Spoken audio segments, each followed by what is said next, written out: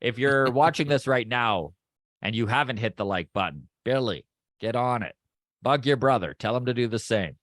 So whether you like Buck Martinez or not, there is something very endearing about him. I'm obviously a big Buck Martinez fan. The amount he knows about the Toronto Blue Jays, his baseball knowledge is fantastic, and he's got that ties to the Jays throughout history. This offseason, when we had suggested or questioned, would he be a level of excellence candidate?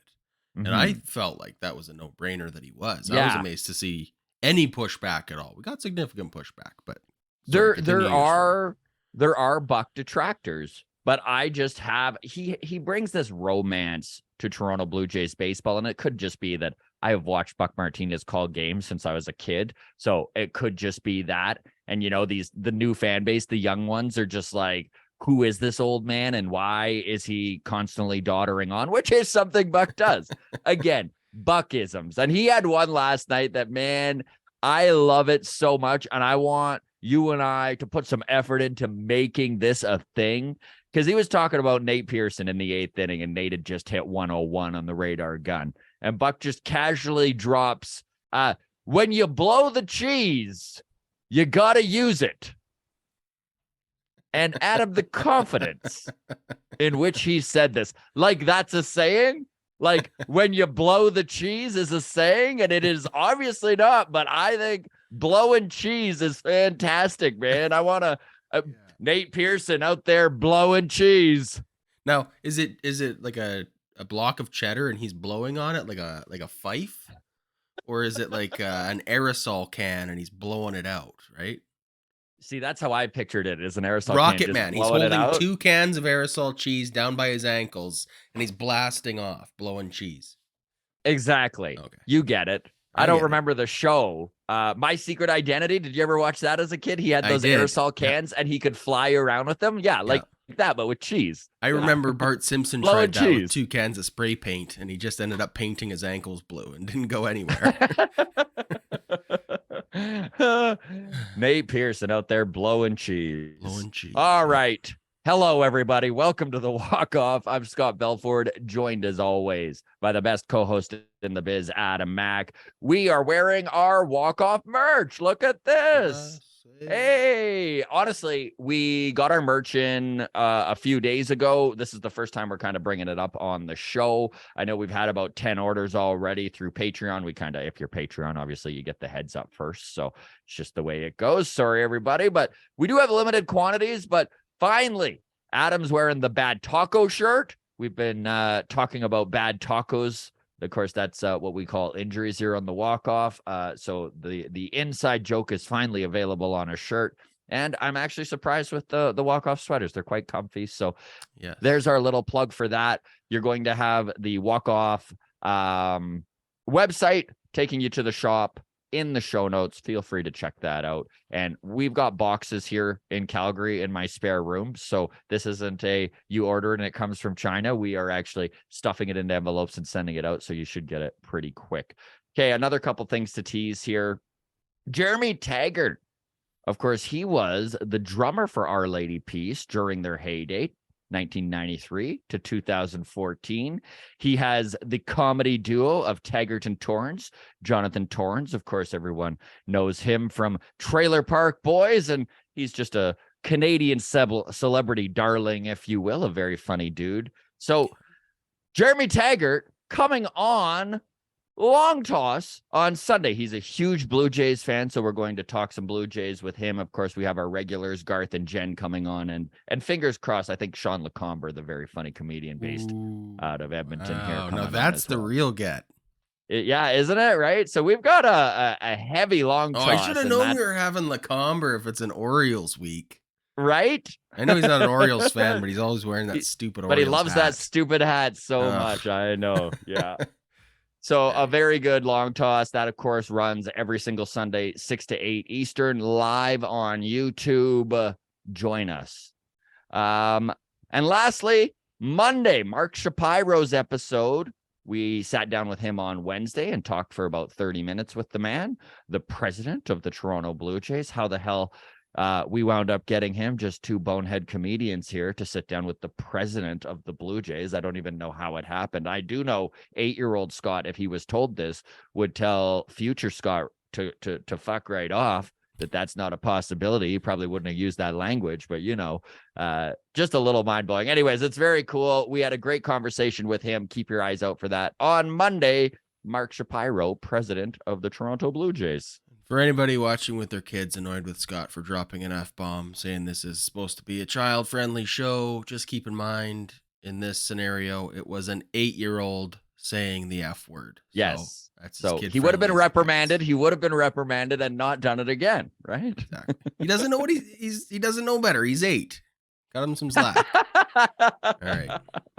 Bad parenting. That's who I blame. Okay, we've got tons to talk about here. I don't particularly wish to get into it, but I feel like we're going to spend some time on the Jays and Yankees series, break that down. 3 studs and a dud, our weekly segment Adam takes the helm of there. We'll get to that. Looking ahead to the week coming up here, the O's and the Rays, more divisional rivals. Where have the home runs gone? We deep dive into that. The Blue Jays way down on home runs compared to past seasons. Daulton Varsho, so much talk about Varsho lately. I think he's been doing a good job with the Blue Jays, and he's definitely kind of filled the need they were hoping he would fill. Has he been the bat we were hoping for? Maybe not quite, but there is a lot of talk about how the Arizona Diamondbacks just ran away with this trade. So we'll break that down. And then we'll end the day on Cavan Biggio. Do we want to see him still in this lineup? I think the answer for most people is a hard no. But there was a tweet from Blake Murphy that stood out to me yesterday that made me go, oh my God, when this happens, this will be the most annoying thing ever. So I'm not going to spoil the tease there. But the what if Cavan Biggio was a name a team did come up. Let's break this down. Let's get into this Yankees and Jays series. One win. Didn't get swept. We did not get swept. I think that was the hardest thing to deal with, Adam, was that we could have been swept. It's not like the game they won in the 10th inning. They were playing good baseball. I mean, the biggest Achilles heel of this entire series was runners in scoring position because the Jays were getting guys on. But the other frustrating thing about this series is truly the Jays could have won 3. Like, that was the thing, right? Is that you're like, man, we only took 1 game from the Yankees, but also it could have been a complete flip of the script. Just the bats went cold, dude. The bats went cold. And it was really frustrating to see because the pitching gave this team a chance to win every single game. Man, here's some things that not the Alek Manoah start. Well, yes. Okay. We will put the Alek Manoah start aside. All right. That was just a straight up Yankees win. And that was a tough one to get into and to watch. But these are some numbers that just kind of blew me away. So Matt Chapman hasn't hit a home run since, do you want to guess when the last time he hit a home run? 4/20, April 20th. Good guess. April 18th. So he has not hit a home run since April 18th. This is even more mind-blowing. Just take a stab in the dark since that date. How many RBIs he has? Since April 18th? Yes. So a month. Well, a good season would be 100 RBIs over 6 months. So that would be like 18 RBIs per month. He was having a good season. Now, obviously, he's not. It's been a month. So I'm going to put the number for I'd be happy with 15. But given the context of this conversation, I would say it's well below that. I'm going 7. What I would give for Matt Chapman to have put up 7 RBIs in the last month, buddy, he has 1. 1 run batted in since April 18th. And you look at his numbers and you realize why he won Player of the Month in April. Because my God, man, for his numbers to still be well above 300 and still look as good as they do, and to have done literally nothing for a month. Like, that's the big thing that's been ailing these Jays, is that all of a sudden they're getting runners in scoring position, and their big bad bat in the cleanup spot that was driving guys in has gone ice cold.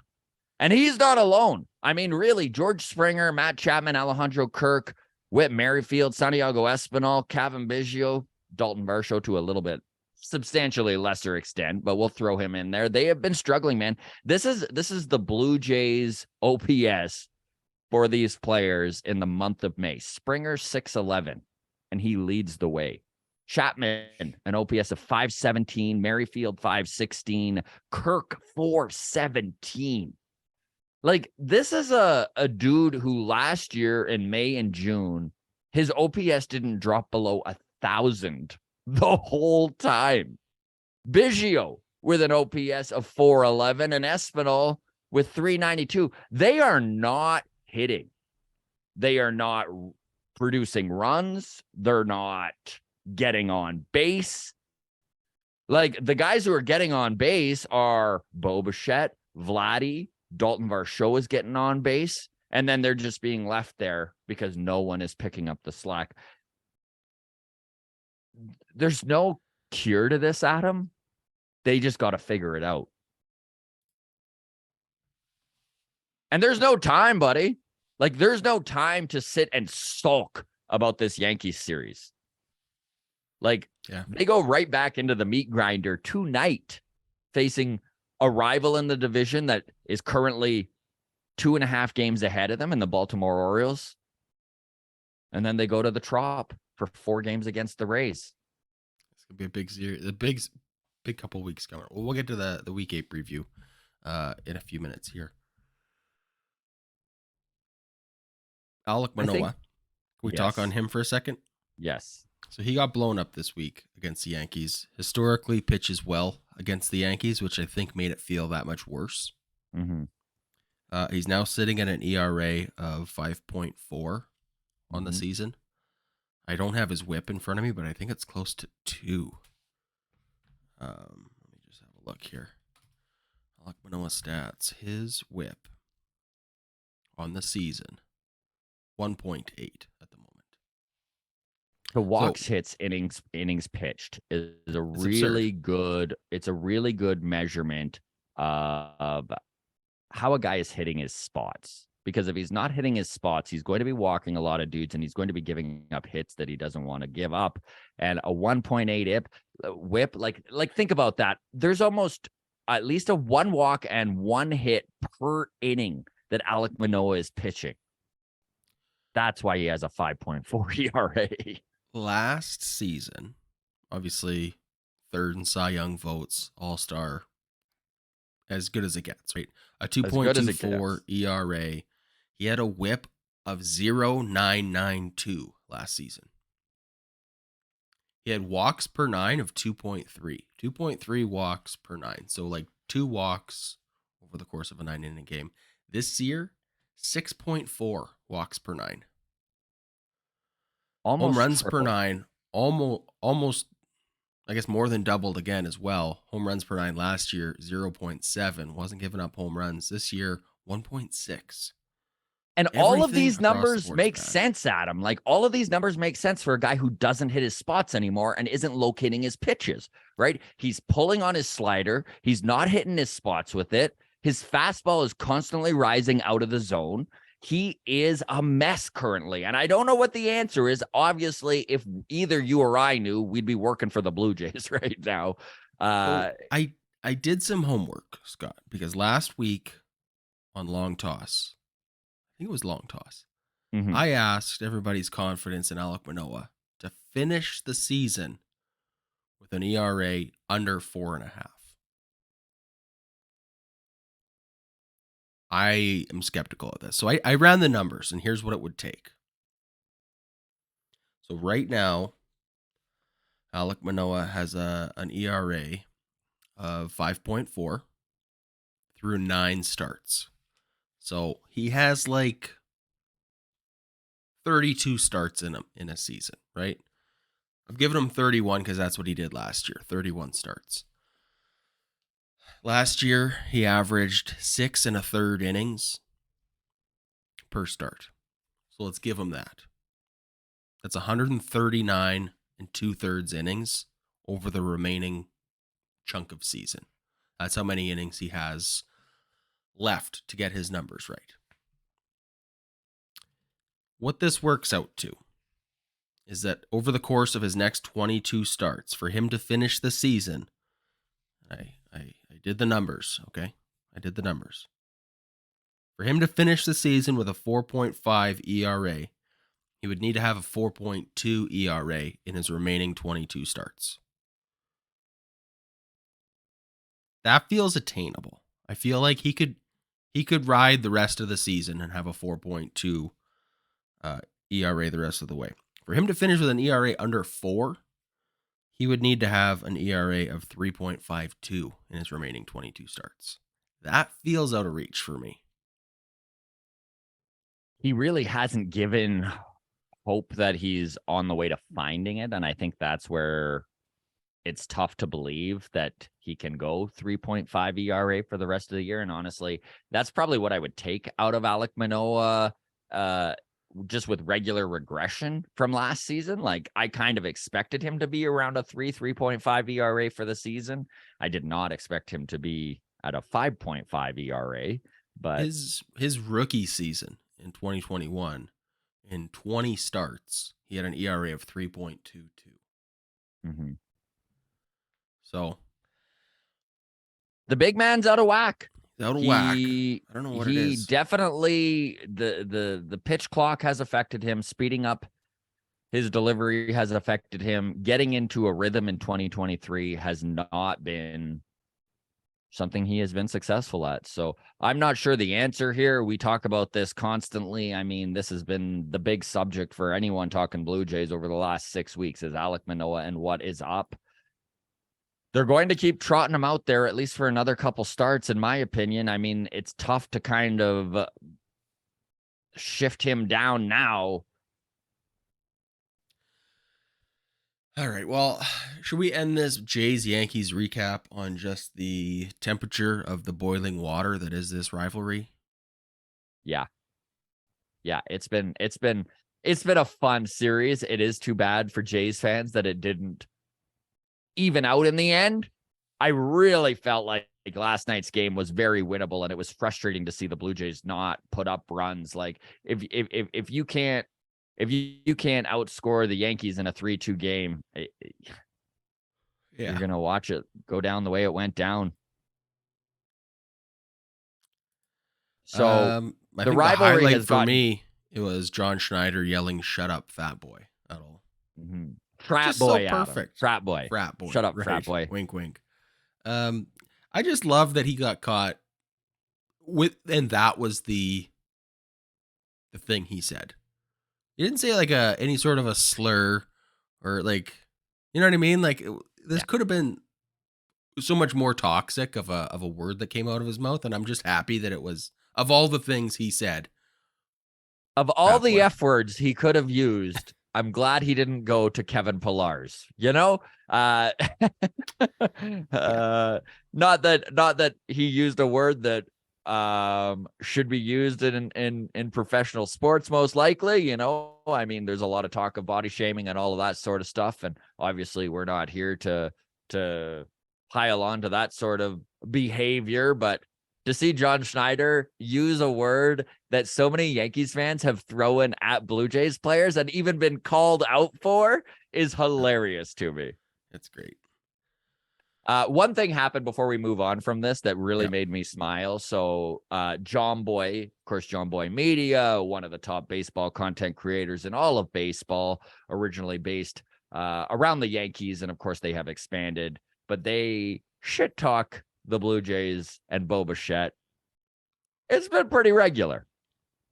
They give respect. I'm not saying that John Boy isn't going to give you yours when it's deserved.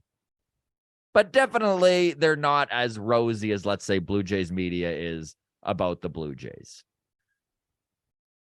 They are selling a Bo Flow shirt. And, of course, Bo Bichette had that big home run yesterday. And, of course, John Boy all over it, right? Bo, incredible hit. And then underneath it was a link for the shirt.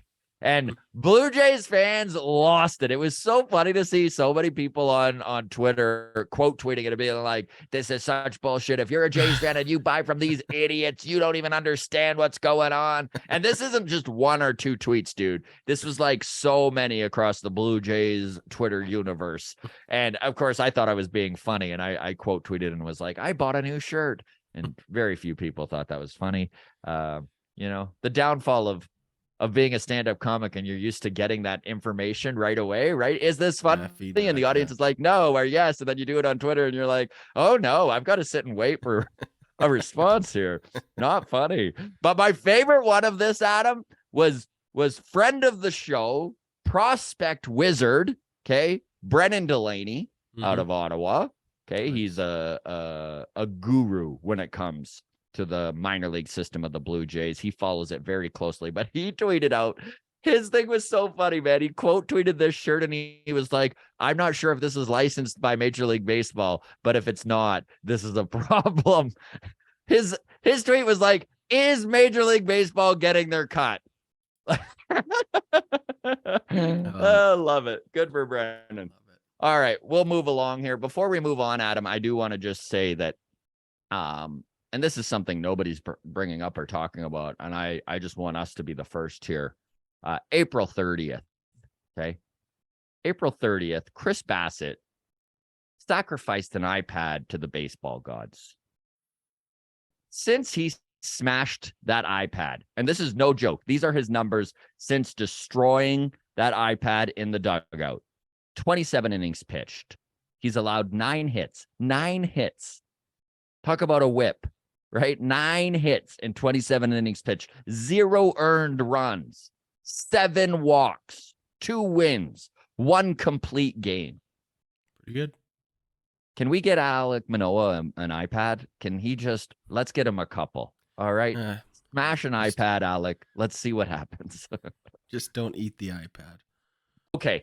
3 studs and a dud, buddy. All yours. 3 studs and a dud. It is time for our Week 7 awards. And, buddy, in a week where we, wins and losses wise, probably felt disappointed. I mean, we went 4-3 against good teams. I guess you'll take that, but after sweeping the Braves and being home to the Yankees, you sure really wanted that 5-2. Really wanted it. So, okay. Teaser off the top. Kevin Kiermaier hit .667 with an OPS of 1.881. Out of the 9 hole. He was not our first stud of the week, believe it or not. Wow. Yeah, I was surprised myself. Kevin Kiermaier, was not second stud of the week.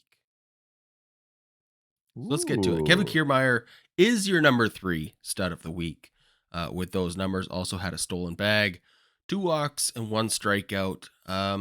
Biggest thing standing in his way was he played 4 of the 7 games. Yes. But 8 hits through 12 at bats across those 4 games. Like you said, out of the 9 hole, Kevin Kiermaier. Putting up a season. Loving this guy. Mm-hmm. So who had a more studly week than Kevin Kiermaier? Well, the iPad smasher. No, we're not there yet. Number 2. You're like, don't jump ahead here, Scott. Yeah, Scott. Let's just stop with the guessing. Anyways, number 2, Danny Jansen. Hey, Jano, walk Danny off. Jansen, yes. Double walk off, actually. Double the fun. Double the fun. 5 games for him. He hit .286. Look, if he's hitting .286 all season, those are great numbers from Danny Jansen. For one particular week, you're like, that's not that good. There's 3 guys with better batting averages than Danny Jansen. However, like you said, walk-off against the Braves, and then a walk-off 3-run home run against the Yankees. So I mean, it's just you I can't love that ignore pick, Adam. 2 walk-off hits. 100%, especially after just spending the last 5-10 minutes talking about how this team hasn't hit with runners in scoring position and what a downfall that has been. So to have a guy like Jano step up and be so clutch twice, not just once, twice. Love it. Number 2. It's been great. A couple honorable mentions to get here. Brandon Belt Yes. went 7 for continues. 19 this season or this week, hit 368, OPS at 876. Brandon Belt resurgence in May. We'll see if this is the real Brandon Belt or if this is just hitters getting hot in May. But so far, Brandon Belt hitting good. So honorable mention to him. Love to see it. Honorable mention, Bo Bichette, 321 offensively with a home run, 5 RBIs for Bo Bichette in those 7 games. I think he had an error this week, if I'm not, was it, or that might have been the week before. When was his last error that he airmailed it? Was that in the Yankees series? I think we were making the hair mail joke on Sunday. Right. So it would have been the last week. So there you go. Anyways, that's your 3 studs for week 7. Nope. No, you didn't get to number 1. Number 1, the iPad smasher. We talked. Yeah, I spoiled it. You spoiled it, but it's Chris Bassett. Look, Chris Bassett. I should have saved my Chris Bassett spiel for this, right? That's all right. That's all right. Here we are, Chris Bassett. You already read the numbers. 0 earned runs, 16 innings pitched. That is on the back of a 9-inning complete game shutout victory. If you've been following the Jays, you already know that doesn't happen very often. First complete game shutout since 2017 when Marcus Stroman did it. 5 years between complete games. It's crazy. Very cool. He has just been. I will not lie. I will admit, game 1 of the season for Chris Bassett had me concerned. Sure is making me feel silly about that concern now, though. It sure is. Like, my God. Every time he takes the mound, I feel like Jays have a shot to win. Yes. I feel as good about Chris Bassett as I do about Kevin Gausman.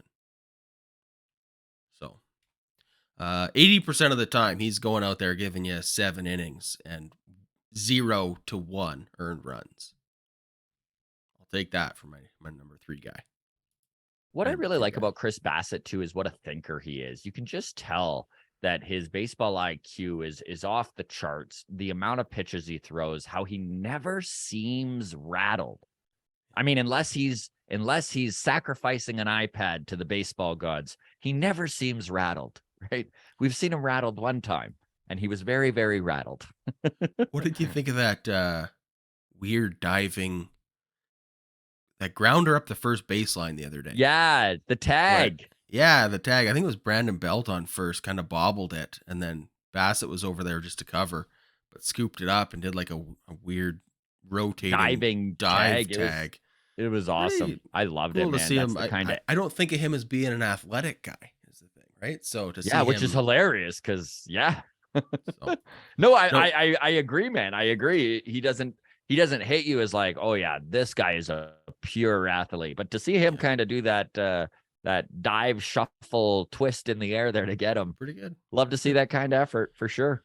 Okay, so that is your stud number 1 as far as your duds go. Oh, we have a few to choose from again this week. Have a few to choose from. Yusei Kikuchi didn't have the best start last week. I'm not worried about him. No. But he is worth mentioning. On the offensive side of the ball, Alejandro Kirk, 2 for 17 this week. Good for a batting average. I mean, you talked about the OPS, 343, batting average of 118. Whit Merrifield cooled off this past week, 154 for a batting average there. I don't think, despite the entirely disappointing 2023 campaign he's putting together, has not been a dud yet. Alek Manoah is your dud of the week in week 7. I think tough to argue that one. He's been kind of skating by on he hasn't been the worst. He's had like some stinkers, but there's been guys who have been worse. Would you say that his last outing was the worst of 2023? It probably was. Context, I'm going to say yes, because again, he always pitches so well against the Yankees. Yes. His last time against the Yankees this season was his lone good start. So part of this decision comes from the fact that, yes, it was against the Yankees. I do have that expectation that, look, for whatever reason, he shows up to play against the Yankees, and he didn't this week. And then I think the other factor is a little bit of a lifetime achievement award, when, like at the Oscars, when a guy is about to die and they're like, well, we're going to give him an Oscar because he's been such a great actor for 75 years and he's never won it, and it's an honorable thing. It's kind of the reverse of that, Scott. He's just been so bad all season long. He deserves it. He's kind of your dud by a default. I feel like he can't be having the season he's having and for it to be May 19th and for us to say, but he's never been a dud. No, he's definitely, he's earned it. So, and I think this is, no, man, I don't know what the right answer is. Maybe worst finally ERA being on a the team dud. this week. It's, this will kickstart him. 5 earned runs Bottoming in 4 out. innings against the Yankees, 7 walks. You had an interesting stat about, what was it? Alek Manoah, 7 walks in his last start. Espinal and Biggio, 8 walks combined all season? Yeah. Thank you. Yeah. That about sums it up. All right, that's it for your week 7 awards. 3 studs, 1 dud.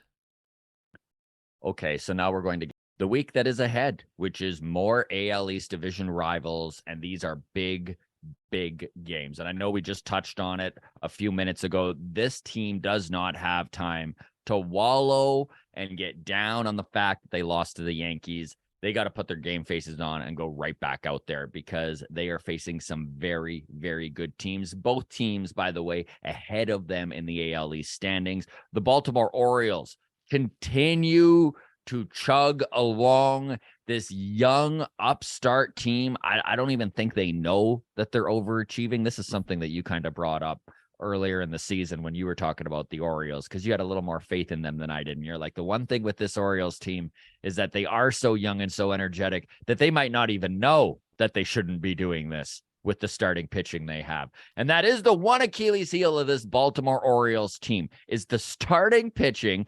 Despite it, they keep winning despite it. And we're going to break down the pitching matchup here. Of course, game 1 tonight, we're watching Yusei Kikuchi take the mound with his 3.89 ERA. He has been good so far, facing the pseudo ace of the Baltimore Orioles and Kyle Gibson with a 4.67 ERA. He is one of their best starting pitchers. So that kind of goes to show you where Baltimore is in the starting pitching rankings of things. How do you feel going into this series? I feel like this is a winnable series, especially with Kevin Gausman on the mound and Yusei Kikuchi on the mound. Alek Manoah is a question mark, but even when you look at Grayson Rodriguez in game 2 is taking the ball for the Orioles with a 6.57 ERA, which is higher than Alek Manoah's by a full point. Yeah, I feel good. This feels like this is our first time matching up with the Orioles this season, right? This feels like a statement opportunity series to like slap your cocky little brother around and be like, Yes. no. You're good, but you're not there yet, kid. You're good, but you're not there yet. This feels sweepable to me. I feel the same way, especially with Baltimore coming into Toronto. They just dropped 2 of 3 against the Los Angeles Angels. Baltimore scores runs, and once you get to their bullpen, it is scary good. I mean, they found Felix Bautista last year He became this stud closer. Well, the Orioles have gone and done it again. I know I sent you Baseball Doesn't Exist had an incredible thread on this. Yennier Cano that has come out of basically nowhere to be one of the top relievers in all of baseball. He's out of Cuba. He actually put in a request at 15 to leave Cuba. Cuba said no and then banned him from playing baseball at all, to the point where he was literally being watched by members of the government. And when he would go on to a baseball field to practice, they would go and they would boot him off, even just from practicing. He did eventually manage to get to Argentina, of all places, and came up the ranks there. Even last year, he was in the minor league system of, I think it was the Kansas City Royals, and he did wind up making some bullpen appearances. He lowered his arm slot even lower from where it was, and now his changeup is literally unhittable. And when I say unhittable, I mean he is throwing 86 changeups and has zero contact.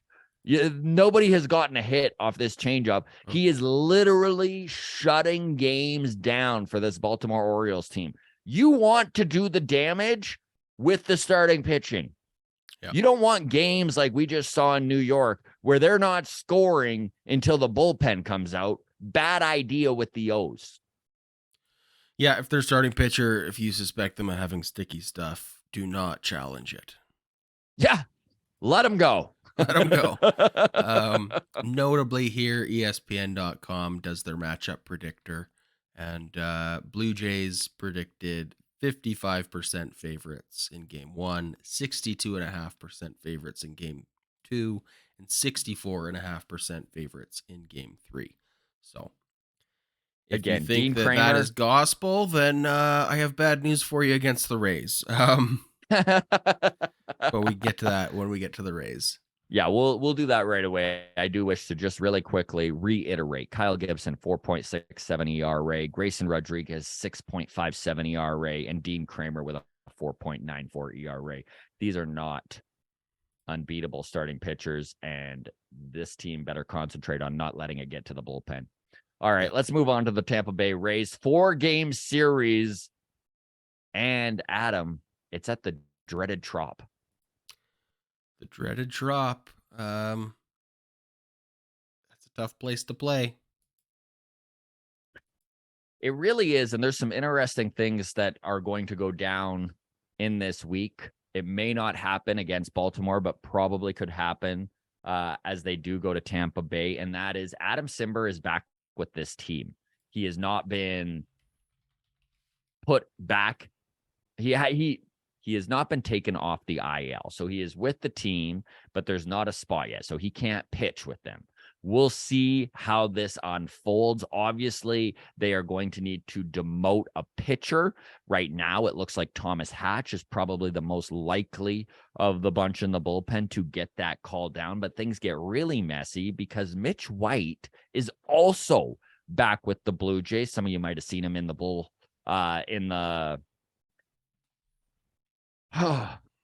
rehab dugout. Wow. Just completely. Was he in the dugout this week? Yeah, he was in the dugout last night in the Yankees, lost to the Yankees there.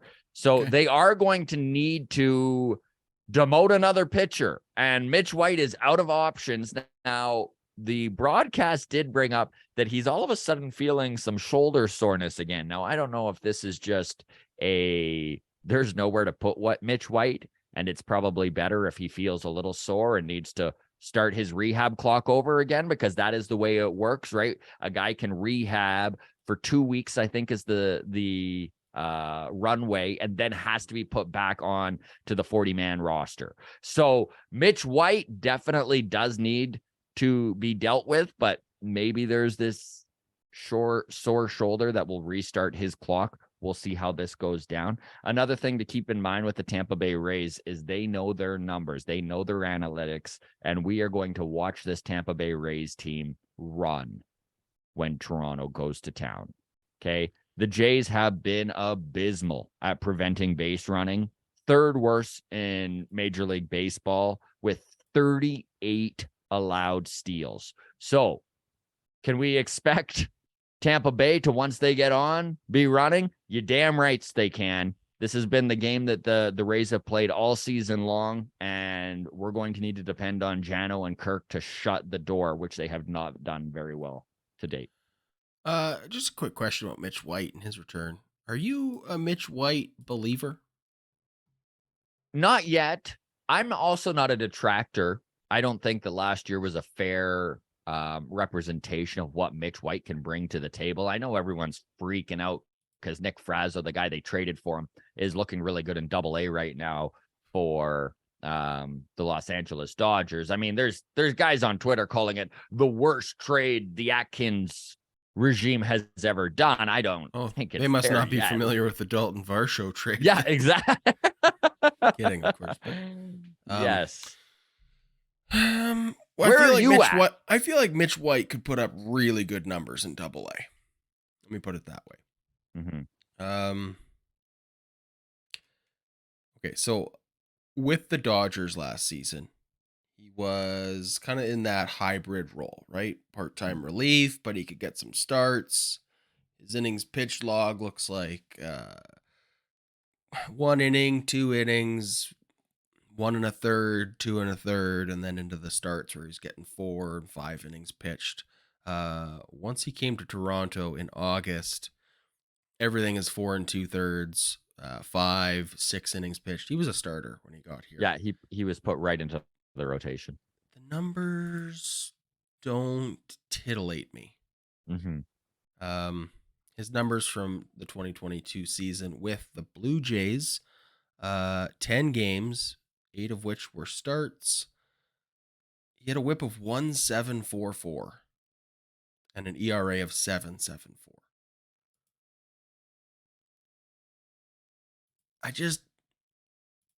I don't know if he deserves a spot. I guess, like, I know he's out of options, so he is going to have to get a start, or a spot in this pitching staff once he's healthy. But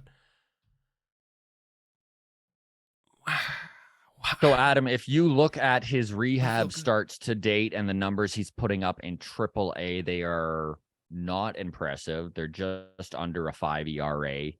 He's walking a lot of hitters. His whip doesn't look good. And it's why it caught my ear when Buck was like, but he has been experiencing some shoulder soreness, right? Where it's like, okay, maybe this guy is not ready to come back and there's no place to put him. And the best thing that can happen is the phantom injury, right? So I don't know in order what to do with reset that rehab clock, then he pitches once in Toronto.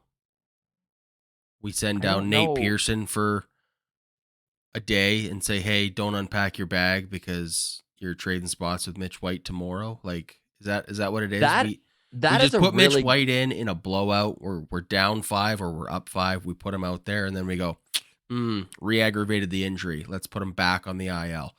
Genuine question. So this is where we probably need the grounds crew to swoop in and save us here and do the research for us. I'm not actually sure the process in restarting that rehab clock.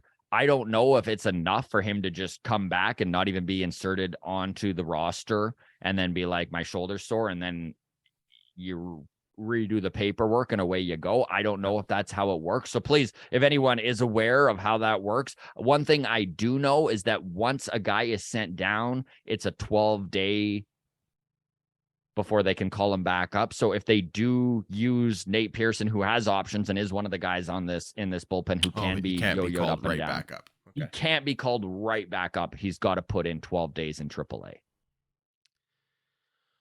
Well, what are your thoughts on Nate Pearson and what he's done so far this season? He's blowing cheese, buddy. Blowing cheese, exactly. When you're out there blowing cheese, you got to use it. You know what? Nate Pearson has impressed me. He hasn't been completely unhittable or lights out, but he has been solid. And I think that the experience he's gaining right now, he hasn't faced big league hitters very often in his career. He's struggled to stay on the field. So the fact that he's healthy, he's feeling good. He came out of the bullpen last night, Adam, and was hitting 99, 100 right out of the gate. Yeah, I mean, look, the numbers, he's not like giving us closer numbers, but no, for a like mid to low end bullpen arm, the numbers I'm fine with. Like, it's a 1.2 whip. It's an ERA of 2.7. The strikeouts per 9, 8.1. I'd like to see it be higher with a guy who's blowing cheese. But yeah, walks per 9, 3.6. It's like I'm seeing him get into leverage situations. I'm seeing him go long, like he's pitching 2 innings at a time here and there. I don't feel sick to my stomach when I see him enter the game. And I mean that as like the best compliment I can give anyone in any bullpen ever. Right? If I see Anthony Bass going into the game, I'm almost changing the channel. You and me both, buddy. But Nate Pearson, room to improve. But yeah, he's hitting triple digits. I feel happy with what Nate Pearson's doing this year.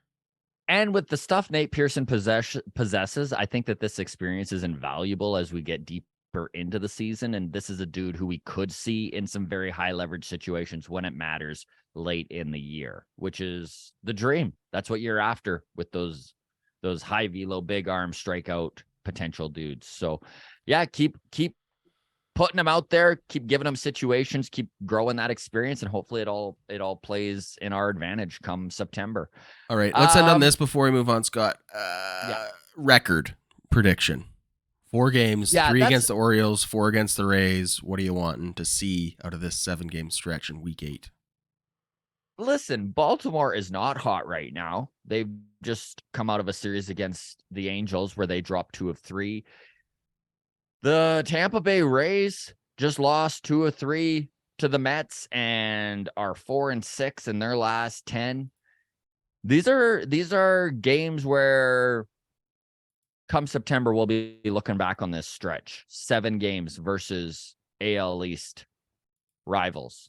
And we'll be saying, boy, oh boy, thank goodness that happened, or dang it, sure would have been nice to have taken more there. I would love to see a 5-2 record. Obviously, that is the best case scenario, everybody. I am being biased, and I am not. If it was my money, I'm not betting on that. I'll take 4-3 out of this 7-game stretch. I would sure like to see them come out of. I want to see at least a series win in against Baltimore here at home, and if they can split that 4-game series at the Trop, I am fine with that. Listen, this is not the Tampa Bay Rays team that they faced earlier, where they took 2 of 3 either. This Rays team is not near as hot, which could bode well for this Blue Jays team. The downfall, of course, the Blue Jays also not very hot right now. Yeah, I would say my opinion on the Rays, they are overrated. They are good, but they are not as good as I think we're giving them credit for. They're not a 110 win team. I see exactly. I see Week 8 going very similar to Week 7. Honestly, I think we sweep the Orioles, and then we feel disappointed by the end of the week because we only took 1 out of 3 against the Rays. So, a 4-3 is what I'm going with for Week 8. So there you go. Anything else to add before we move on? No, let's get into the lack of. Where have the home runs gone, Mr. Scott Belford? That's what you want to know. Well, what's interesting, Adam, is I remember talking over the off season, and we kind of had decided that there were probably 6 guys who we didn't think all 6 guys would have 30 home run seasons. That is by no means ridiculous. However, we did say there were 6 guys that if they hit 30 home runs, we wouldn't be sitting here going, oh my God, we've never seen anything like that. Okay. And the dudes we brought up was George Springer, obviously a history of hitting home runs. He's had multiple 30 home run seasons. He's a guy that even at 33 years old, I think there's probably another 30 home run season in George Springer. His home runs are down, but Georgie has the ability to hit 30 home runs. Bo Bichette. Bo is yet to do it. I think he topped out at 29 home runs. Bo Bichette's at 9 home runs now, and I think it would be silly to bet against him hitting 30 home runs this season. He is the one guy on 33. Pace. Yeah. Vladimir Guerrero Jr. I mean, how can you not think that he could hit 30 home runs? My goodness, he had 48 in 2021 and considered last year a down year with 32. Matt Chapman has hit 30 or more home runs before. Just last year, he hit 27. He's a guy who, if he did hit 30, none of us would be sitting here shocked. We just wouldn't be.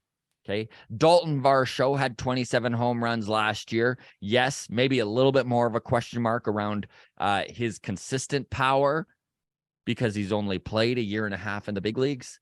But Daulton Varsho has power. Mm-hmm. And again, yes, we'd be all thrilled as Jays fans if he hit 30, but I don't think we would be like, oh my God, the world is upside down. Daulton Varsho hit 30 home runs. Now, the last guy, and I put a slash there where I said Jano/Belt. Okay. Listen, I did not expect Danny Jansen to hit 30 home runs this year. And he's a guy I probably would have been blown away if he managed to pull it off. That said, with the kind of power we watched out of him last year, playing an injury-plagued season, I think he put up 15, 16 dingers last year. Yep. And played about half the games, and then Brandon Belt. So between those two, I think it's completely reasonable that we expected at least 30 home runs between the two of them.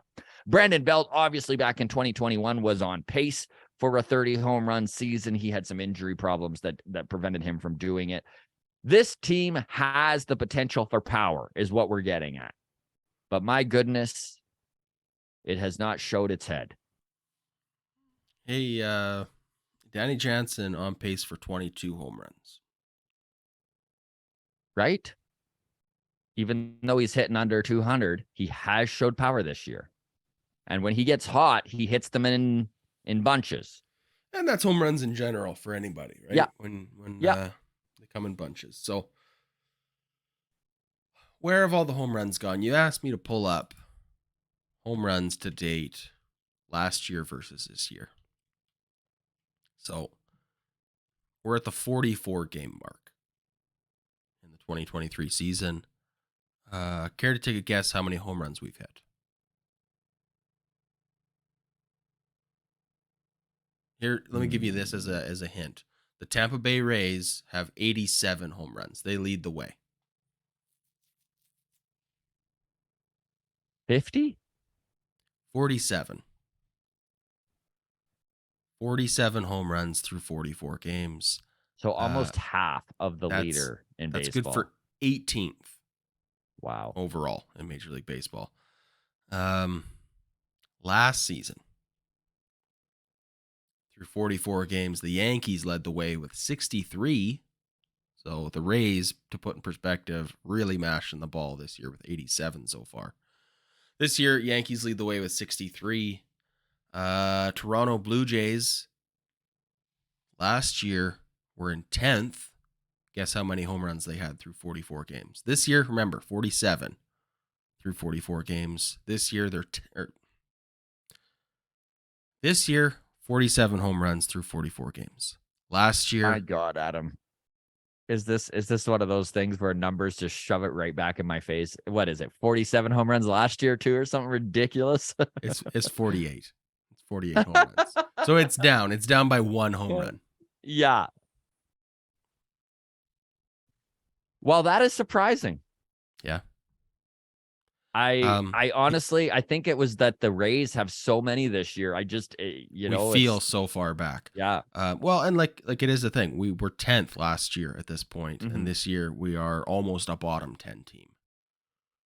We are. So home runs are up, but the Jays are not. The Mariners are 21st, and they have 2 home runs less than us. So we are 2 home runs away from being a bottom 10 team. A bottom third team, yeah. As far as runs scored goes, last season versus this season.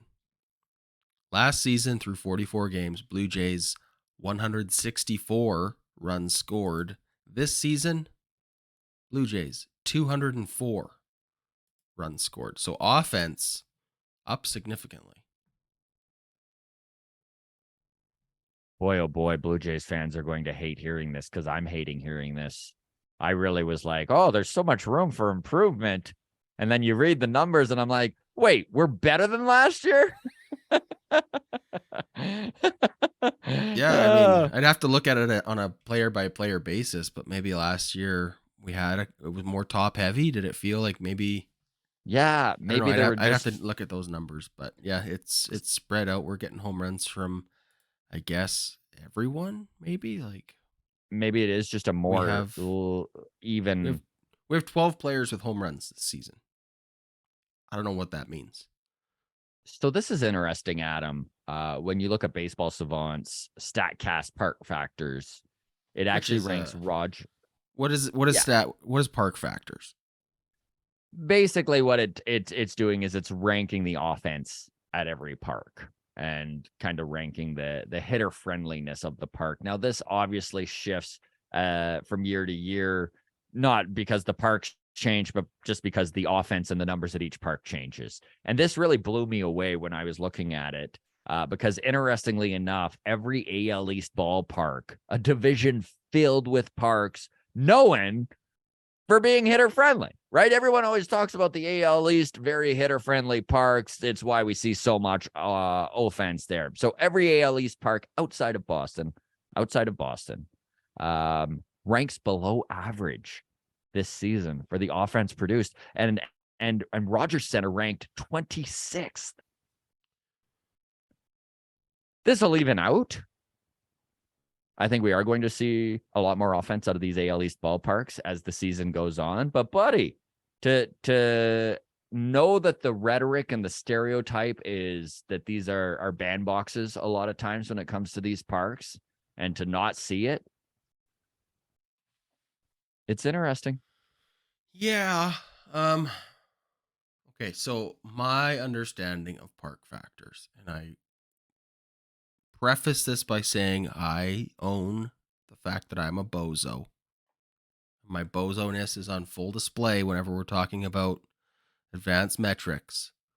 But my understanding as far as park factors goes is it is a measurement of it's calculated based on players who have played in a given park versus their numbers away from that park. So they have to have played in Toronto and out of Toronto, right?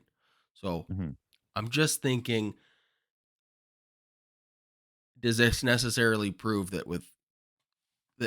the Blue Jays renovations No. It doesn't necessarily prove anything. Look, we started the season mostly on the road. We also started this season, I mean, we talked Matt Chapman, for example. What did he hit? 575 in April or whatever. He was hitting 500 for the first 2 weeks of the season, right? Yeah. And almost exclusively on the road. And now he's cold, and now we're playing in Toronto. So, yes. Is this a park factor, or is this a coincidence that our guys were hot while we were on the road, and they're also cold at home? Or are they cold because they're at home and the park is factoring, right?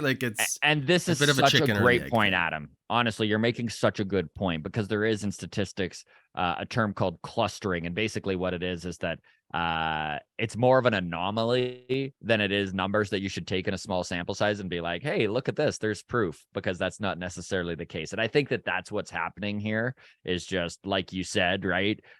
The guys have all got, we went through the OPS of half the guys on the team since they came home to Toronto for this homestand. Not pretty. So the fact that the entire lineup is cold at the same time at home, yeah, that's going to affect these numbers. And I think that's a big reason as to why Rogers Center, a place where we know is a hitter-friendly park, ranks 26th in baseball currently. And like I said, that will even out. I also wonder, let me just quickly pull this up.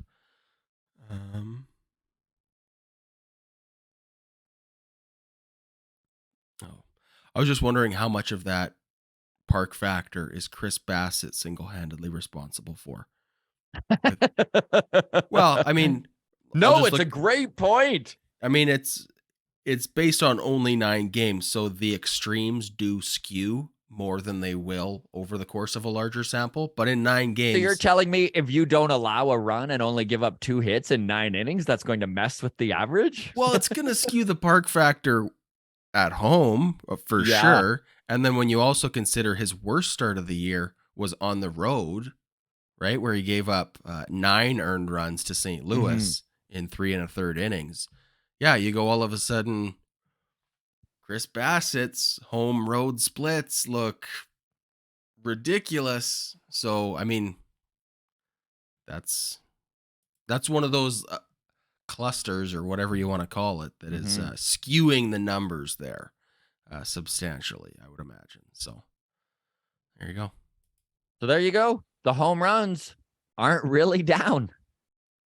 Just freaking Tampa Bay has an absurd amount, and will that feels also like- catch up to them? And that's the thing, right? Home runs come in bunches. We just talked about that. I don't think that Tampa Bay, they are currently on pace to break the record for home runs in a season. I don't think it's going to happen. But also, this is coming from a fan from an AL East rival, and I'm just hoping it doesn't. Okay, buddy, let's move on. No, we're getting long in the tooth, so we should probably start the wrap up here. I do want to talk Daulton Varsho because it's hard to make a big trade in an off season and not constantly look at how the other guys are doing and judge the trade at every step of the way. Varsho had a really hot start to May. I know it was very exciting for Jays fans, thinking that he had kind of found his footing. He was putting up power, hit a couple dingers in Boston and in Pittsburgh. And then he's went ice cold with everybody else. It's a bummer. The last 2 days haven't done any favors with Vladdy missing time too. So that kind of thrust a struggling Varsho into the 3-hole and kind of exposed him more, and the struggles continued. Let's take a look at Varsho's numbers for the season, because that's what everyone's kind of losing their mind about. And it's mostly the batting average that has people worried. Okay, so his numbers for the season, he is hitting .217 on the season with 6 home runs, 16 RBI. OPS plus of 87, so he's below average as far as the OPS goes, with an OPS of 672. Now, I will say, they're not great numbers. Despite these bad numbers, if you're a believer in WAR, that's win chill adjusted rating, he has a WAR of 1. So defensive, still a stud. This is where the panic comes in with the fan base, because there was there was a comment from, I think it was Warloo. Warloo is a pretty steady watcher here, so a tip of the hat to Warloo, a member of the grounds crew here, and Warloo knows his stuff. Okay, we don't always agree on every take, but that's baseball, right?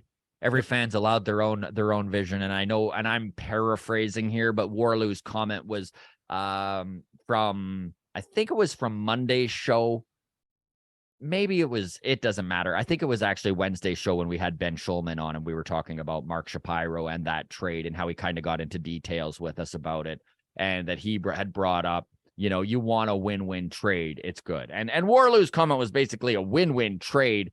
How could anyone possibly call it that? Everyone should be talking about what a huge hose job the Jays got on this trade, more or less. Again, paraphrasing, so my apologies, Warloo, if I'm not nailing your take here. But basically, he was saying Arizona has already won this trade. Why is nobody talking about it?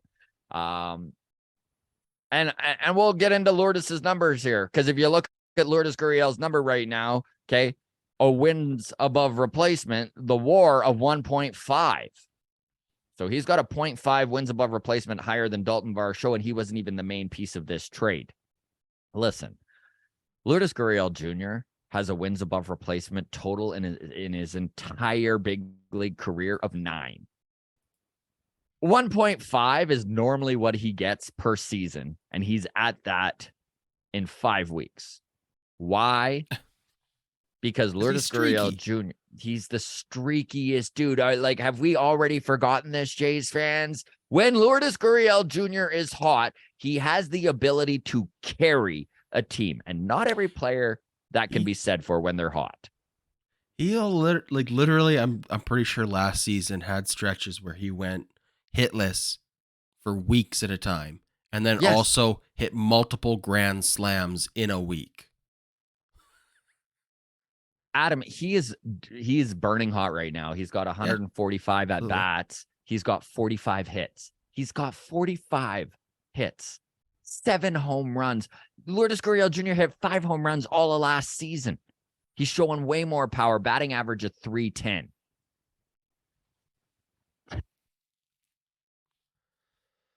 I just want to state, because I do disagree with Warloo, despite the fact he's a very intelligent baseball mind, okay? I do want to give Warloo credit here. I disagree with the take of it's already a lost trade, because we are 5 weeks into a baseball season currently, and to judge a trade that has players with 4 and 6 years of control solely based off, 5 or 6 weeks of baseball, it just seems crazy to me. I'm not putting his take down, and he might be right in the end, but I do believe that Varsho has added things to this team that they desperately needed. I think the defensive shore up in the outfield is something that you need as a contending team. Remember, Arizona isn't going after a World Series right now. Are they building towards it? Yes. Do they have an incredible young core that could be something big that baseball's talking about down the road? Of course they do. They look so freaking good, and especially with the addition of Gabriel Moreno, who is going to pan out, in my opinion. But Varsho also has 4 more years of control. We just watched what Matt Chapman has done to start the season. I know Chappie's ice cold right now, but that's irrelevant. What I'm saying is that guys seem to settle in that second year. Okay, don't forget Lourdes Gurriel Jr. is a free agent at the end of the year too, and there 100%, Adam, will be moments in this Arizona Diamondback seasons where Diamondback fans are literally pulling their hair out about Lourdes Gurriel Jr.'s bad swing decisions. Recency bias. Let's not fall for it here, gang. Okay. And I do think it's far too early to truly judge a winner and loser of this trade. And you know what? It's not even really fair to judge numbers on numbers, because this move wasn't made in a vacuum. I don't think that we would have Kevin Kiermaier roaming center field if Lourdes Gurriel Jr. had stayed. Okay, I could be wrong, but few things to consider here. First of all, this question just popped into my head. Maybe we'll save this for long toss to really get into, but a fun competition to watch this offseason is who gets a bigger contract, Lourdes or Teoscar. Yeah. Okay. Teoscar's older. He's shown he's Silver Slugger. Lourdes, hot. I mean, he could put together, I think he's a career 300 guy, but with the power he's showing this year, I could see a team making a run at Lourdes, thinking he's the answer. And listen, Lourdes Gurriel Jr., he's not young, everybody. He turns 30 this season. Well, his brother, Yuli Gurriel, late bloomer. Yes. So, I mean, that might factor into a front office's decision as they go, hey, his brother was also a guy who was better after 30.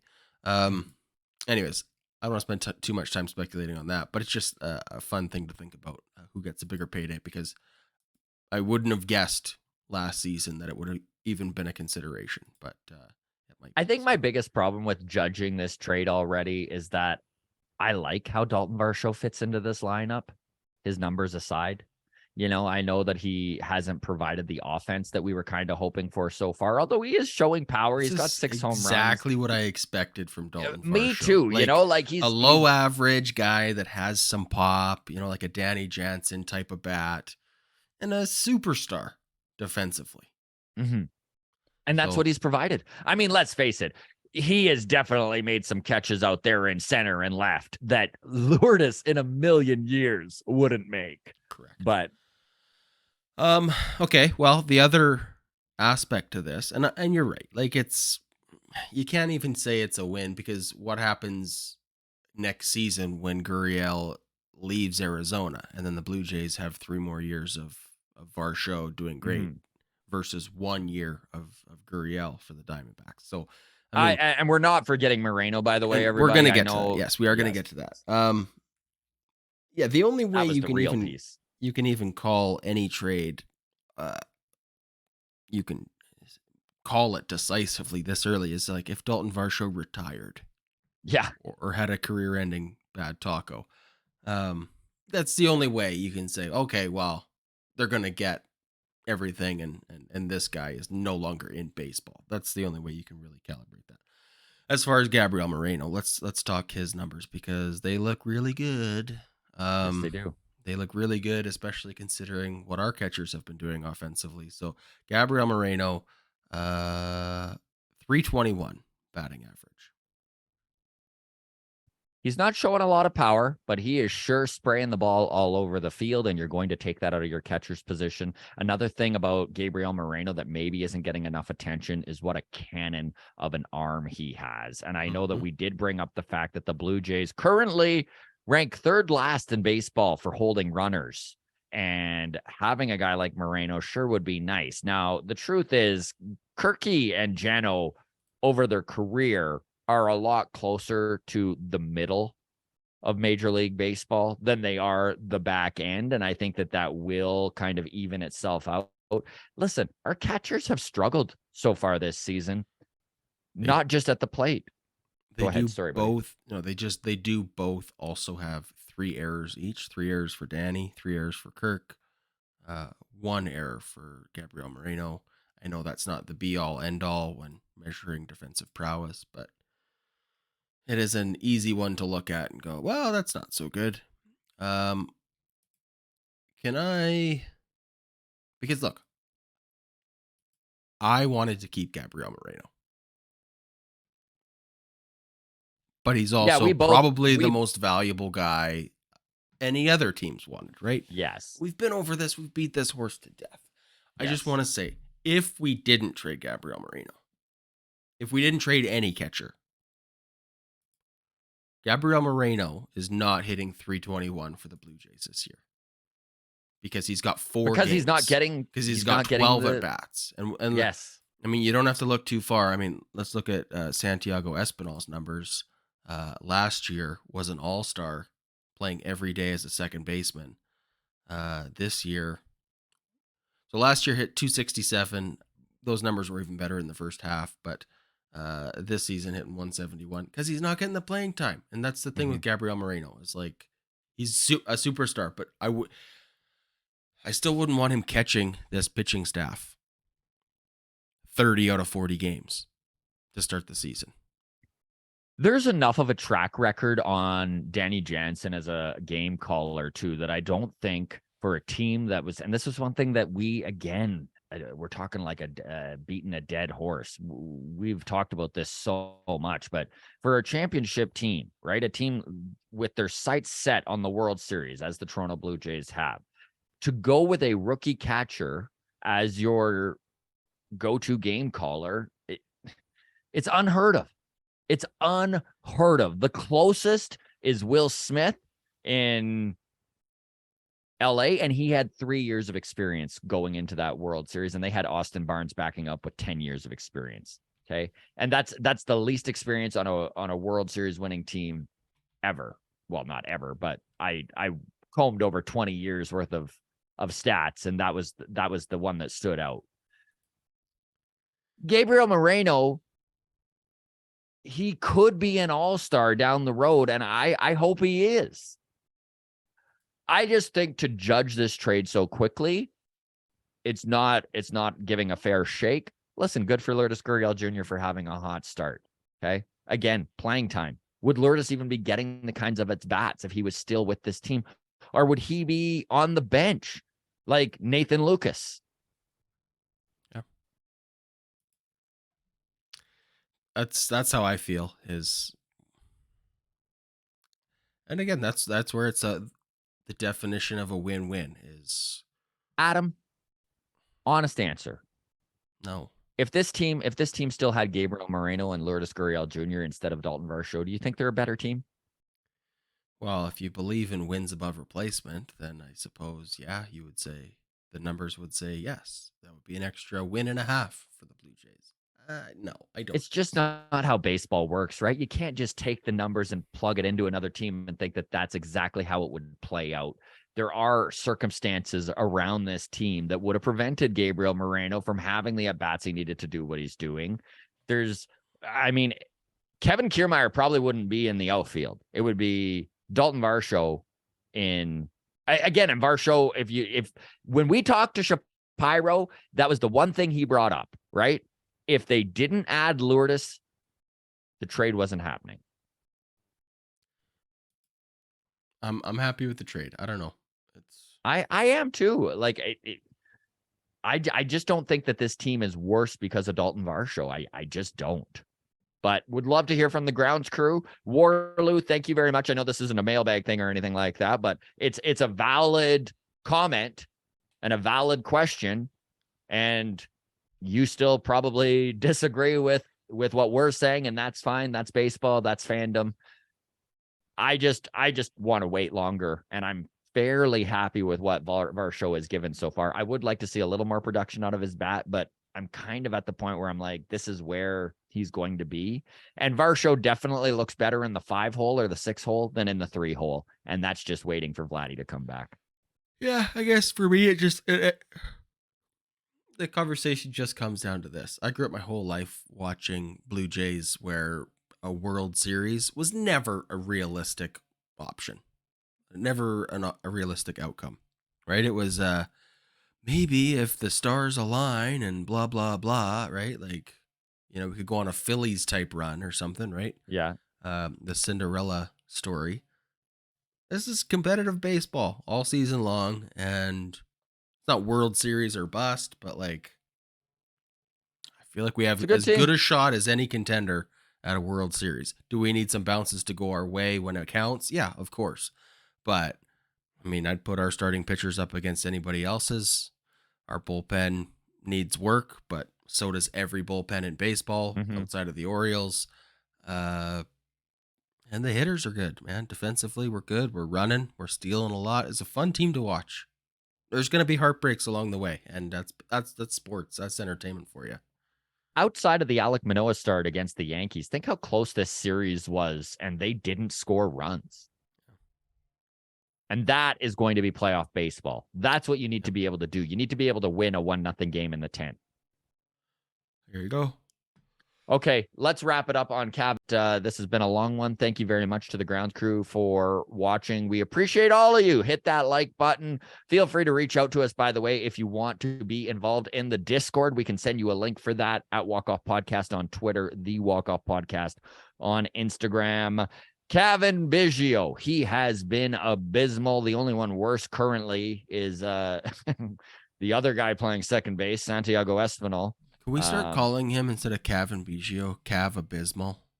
Cav Abysmal? Right. It's been bad. It's been bad. And I'm not sure what the answer is with Cavan. I'm kind of done with this Biggio experiment. Yeah. I like the guy. I've been a Cavan both of Abysmal us apologist for years now. And I'm having a hard time defending him with a straight face. Yeah, it's true. He just hasn't had it, because I know that we were joking about the Alek Manoah allowed 7 walks, and Espinal and Biggio have a combined 8. Like, that was the one thing that everyone clamored, myself included, over Biggio, is that he took his walks. He had a high on base percentage, and that's just not the case. So if his one big pro is no longer a pro, I just don't know why he's on this team. There is a funny tweet, though, that made me laugh, because I think Biggio is getting to the end of his rope. We'll see how this all plays out. There may be a trade with him involved in it at some point. Maybe that's one of the reasons why the Jays are kind of hanging on to him, is that, they don't want to DFA him when even if there's a minuscule amount of of value to another team. You want to try and get that out of them. Mhm. But Blake Murphy, friend of the show here, of course, he's getting back onto Jays Talk Plus. So his Blue Jays talk show is coming back next week. I know that I was messaging with him on Twitter, and he was saying that once the Leafs are out, to hit him up and he'll come do some shows with us. So Right. I'll be sure to get on that. But Blake Murphy tweeted, so Less Than Jays, Zoob's friend of the show, he came on and did Long Toss with us a couple weeks ago, but the Blue Jays podcast they do, great show, by the way. Check out Less Than Jays. They had their show yesterday and they were asking for topics. So Blake Murphy tweeted at him and he's like, what position will Cavan Biggio be primarily playing when he hits 25 home runs for the Rays next year? Which I don't know why that struck such a chord with me, Adam, but right away I was like, oh dear God, Cavan Biggio is the perfect Tampa Bay Ray, and they will make us pay. Like, I don't think there's anything. The Jays have given him all the rope you could possibly want to give a player. I'm not saying that it's like we need to give Cavan Biggio more playing time, but he is that prototypical Tampa Bay Rays guy that can play all over the field. And you just feel like they're going to find a way to Rubik's Cube the value out of him, that we're all going to be like, how did we not think of this? Right. So, yeah, funny tweet from Blake Murphy. Cavan Biggio, hopefully, though, isn't seeing much time on the field. Okay, here's one thing with Cavan Biggio, too. His best season that he's put together was the COVID season. 59 games in 2020. He had 41 walks. That's his best on-base percentage of his career. It was good his rookie season, 364. In 2020, his best one, 375, 41 walks. That puts him on pace for 112 walks, which in the last 5 years would have made him a top 2 or top 3 in all of baseball for walks, and a top 25 player for on-base percentage all of those seasons. That's the ceiling, but it's also like, what do we say with every time we look back at a guy's numbers, whether we're debating trades or considering a free agent signing or how much is this guy going to get paid this offseason, we look back through their numbers, and when we get to that 2022 season, we almost dismiss it, right? Oh, he led the league in home runs. Oh, he led the league in this or that. But it's like, it was easy to hit 400 for 60 games. Guys get hot for 2 months all the time. Yeah. And that's where I'm kind of like with Cavan Biggio, even the best possible outcome, like the best seasons that we're pointing to for him, was a 60-game stretch. He had a really good walk rate for 2 months, one time. And it's been bad since then. Like, I can't keep pointing to a season that in almost every other instance, I'm saying, yeah, but it was the COVID season and those numbers don't really count. So I have to reckon with that on Cavan Biggio and go, yeah, the best case scenario that we keep pointing to and go, but what if he finds it again, is a season that doesn't count when we're looking at every other player, in my opinion. I don't know. There you have it, Grounds Crew. The biggest Biggio apologist that you've ever seen over the last 4 years. We finally had it. Yeah, he did it. He did it. He turned us. He flipped us against him. But hey, he's a lefty bat, so there you go. Hey. Whatever. All right. All right, my friend. Should we call it here? Let's call it here. All right, everybody. Thank you so much. We really appreciate it. Again, check out the merch. Both Adam and I sporting the shirts right now. You can do so at thewalkoff.ca and go to the shop there. Shipping is free. Thanks so much for everybody who has hit the like button or subscribed. We really appreciate it. All the best, everyone. Take care of yourselves.